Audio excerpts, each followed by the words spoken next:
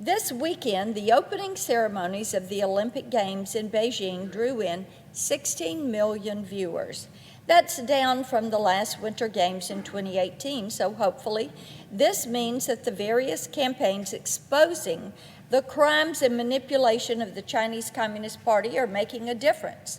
But still, that 16 million people and their families are taking in Chinese propaganda. The Games' corporate sponsors weren't worried about that. They were happy to take advantage of all those eyeballs, and we know NBC hopes to surpass the nearly $2 billion in revenue they pulled in during the Tokyo Games. Protecting that competitiveness is important, but I would argue that protecting the human rights of people those sponsors and broadcasters are happy to sweep under the rug is even more important. And right at this very moment, big tech is facilitating crimes against humanity in China. Beijing is notorious for censoring speech critical of the communist government, but part of their grand strategy to silence dissent involves strong-arming corporations seeking access to the very lucrative Chinese market. It's not enough to offer an exciting product that you have to play nice with the CCP or else you're out. Can't be in their market. That means staying quiet about genocide in Xinjiang or violent repression in Hong Kong and doing everything in your power to make sure your customers stay silent too. The Open App Markets Act has received an outpouring of support from human rights activists who see firsthand how corporate gatekeeping actively endangers the lives of dissidents, activists, Uyghur Muslims, Mongols, Tibetans, Hong Kong freedom fighters, and other innocent people the CCP has chosen to brutalize.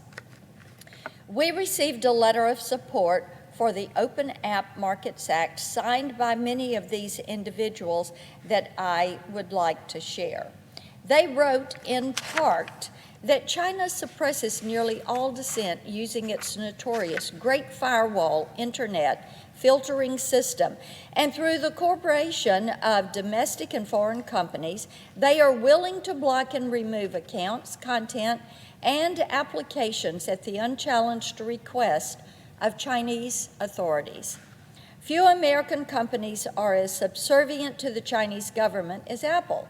Apple willingly censors dissenting voices and independent media for all in China and Hong Kong, using its control over the App Store, end quote. We received another letter from the human rights organization Great Fire that detailed specific examples of Apple doing the bidding of the Chinese Communist Party.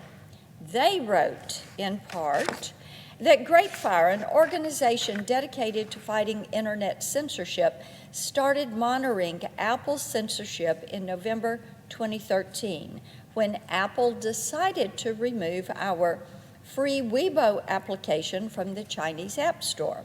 Apple did not even wait for the intervention of any Chinese judicial authority to determine if our app had actually broken any Chinese law. It collaborated with the Chinese authorities and dealt with our app the same way it has continued to deal with many more apps, by enforcing arbitrary and politically motivated censorship to ensure its financial interest, end quote.